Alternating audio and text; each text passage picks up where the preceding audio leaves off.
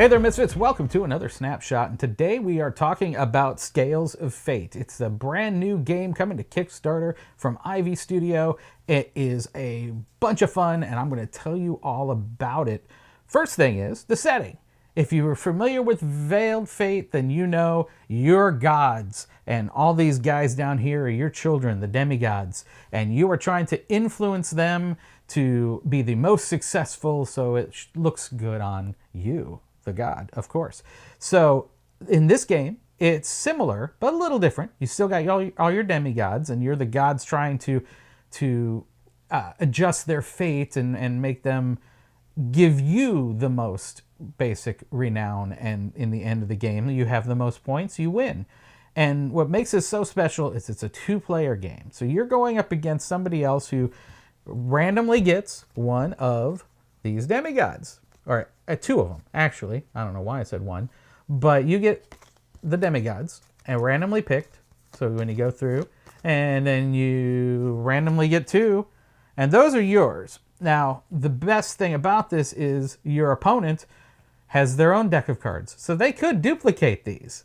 And at the end of the game, you are trying to influence your two demigods to either be on the same spot on the outside of the board. And if they're on the same spot, you get the amount of points that is that spot. Or you want them to be as far apart as they will be. And if your two demigods are far away, you take the difference. Like, for example, I'm on 2 and 12, I would get 10 points. So that's how you're trying to move your demigods around the board to give you the best points. But you've got to be sly about it, because if the other guy thinks, oh, he's got Clar, so I've got to make sure that he doesn't run away with the points, because you could have somebody going to the moon over here to 14, but you don't know what the other one is, so you might want to make sure that they're not going to get the points. Or if you sit here and you see somebody making sure that these two colors kind of stay together the whole game, well, then you want to bounce one out so you only have 1 point instead of the maximum points that you could get. So there's a lot of playing around with that. And you're trying to set yourself up to have the best points, but you're also trying to figure out what gods they have. Because if you pick at the end of the game the two demigods that the other player has, you get 3 points. And if you choose and you get them both wrong, you get -1 point. So you're playing with a little fire if you can't figure out at least one of them and be sure of it. So that's how the scoring goes with the points. And the way you manipulate the points is very different. Now, what you've got is you start the game off and all these demigods are off the board, right? And then you try to put a demigod down, and depending on where you put them is the effect that they have. You basically would put a demigod on these different tokens, and you would get the servants. And the servants, the green and the white, affect the green and white tokens in a row. So when you put these down to score, you would put them down, and it would affect all the white in a certain row, for example. Or with the green, all the green in a certain row. Now, the red ones, they just affect the one area that you put your servant on. So whatever is touching this token here, if you had a demigod in each one, like for example here, this would affect both of these demigods. And then that's how these move up and down the score tokens. There's also the abyss over here. And you could smite somebody, which is the smite token, and send somebody off the board to the abyss. And then the abyss can have multiple players in it and certain conditions. And what you also have is this token here, which we always call the print symbol. If you get that, you get to decide over here what the scoring of the abyss is going to be. It can be, like on this particular card, it can be -2 or +2. So you decide whoever's in the abyss will, at the end of the round, be adjusted that way. And that's another subtle way to be able to move your stuff around the board and change your points. And then there's also these God action tokens. You've got Steal, which allows you to steal one of these from another player. You've got Smite, which is like the smite action here, but you can put anybody in the abyss and then replace it with another off-board token if you do. So that's a little more powerful because it's a god action. It's not just taking somebody off the board and putting them in the abyss. And then we've got switch, which allows you to switch the positions of anybody off the board, on the board, wherever. You just swap your two guys around.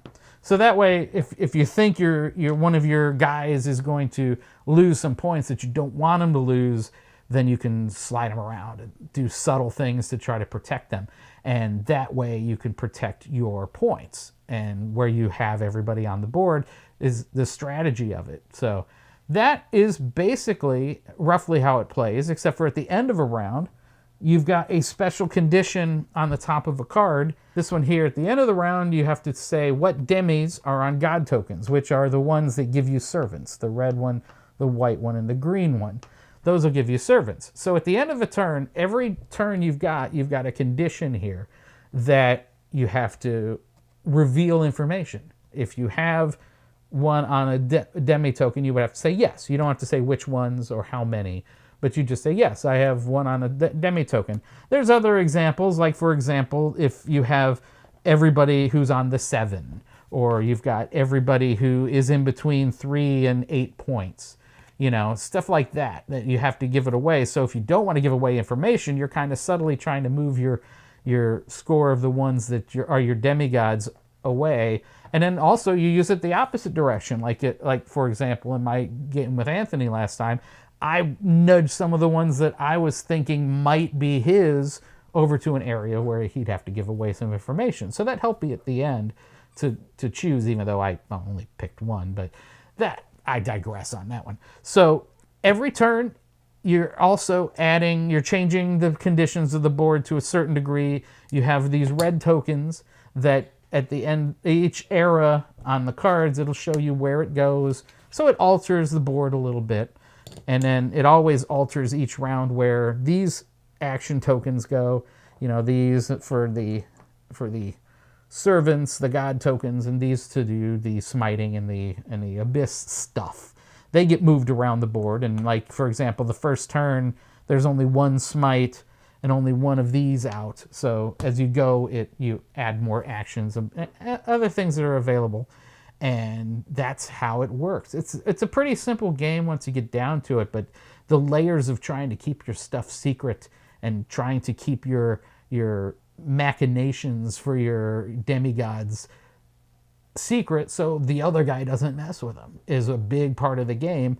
But you know, you're also trying to figure out their stuff so you can subtly work. Like for example, the last game I played with Anthony, I was able to move his guys apart from being on the same board, because if they're on the same spot they would get that number, and I was able to knock one back, and so he only got 1 point from the board. So that helped me win the game quite a bit, because he totally picked out my two demigods. And even if you think you're running away with it, even if you think you're getting a lot of points, there's subtractions, because you know you lose one. If you use a god power, you lose a point, and that way, you know, it keeps it close if you're doing that. And there's no runaway games. You know, there's you know, sometimes maybe you'll have a 7 and a 1, but still that's, you know, 6 points. So it's not the kind of game that it really runs away from you. You're always kind of in play through the whole game, and then maybe one turn can kind of nudge somebody in the wrong direction. Like when I was watching Zach and Lily play on IV Studio, their match that they put online, the last turn she just clocked him, and he had nothing he could do about it but lose. So it was very fun to watch. Congratulations, Lily, on your win. But for us, Tom and I have been playing this insanely every chance we can get. Tom loves it, I love it, and then I taught Anthony how to play it today, and we played, and he loved it. So it was a hit all the way around. And we have very different tastes in games. Very different tastes in games. Anthony and I are very yin and yang on a lot, and he loved it, I loved it. I can't say enough about this game, and I could keep going on and on and on, but it's available on Kickstarter in mid-March, which is any day now if you're watching this video. And I can't recommend it enough. I mean, especially the wood, it makes it feel like it's a nice quality game, like a nice good chess set. It feels like to me, you've got lots of sturdy, nice looking components in this game, and the gameplay. I love simple but complex. A lot of people say that about a lot of games, and there's a lot of IV Studio games that are simple yet complex. Like for example, Fractured Sky. It's like you've only got a few things you can do, but how you do them is the strategy. And that's very much this one too, because it's simple. You've only got 3 possible actions you can do. One action is put one of these guys out on the board and resolve it. The other action is put one of these out, and the servants, and resolve the score changes. And the third action is optional, is take a god action. That's it. That's your choices. So each round, boom, boom, boom, boom, boom, you're done. You're scoring. You're strategizing, and you're trying to figure out on your scoreboard is, oh, this one can't be Anthony. Well, that one could be Anthony. Well, and so you're trying to uncover the mystery of this game, and it's just so much fun. And I mean, Misfit Dawn even says she loves to watch because she wants to see who might be what. So, and it's a quick game. It's at most it's a half an hour when you're first learning, but we knocked it down to like maybe 20 minutes. Boom, boom, boom. Next game. Once you're done, you want to re-rack it. You want to play it again. So you got to go check this out. You got to go to Kickstarter and definitely check out Scales of Fate, because it's got the flavor, it's got the fun. I can't ask for anything more. So until next time, Misfits, thanks for joining us for a snapshot of Scales of Fate. Go get it. I mean, I can't say anything more than that. And until next time, game on.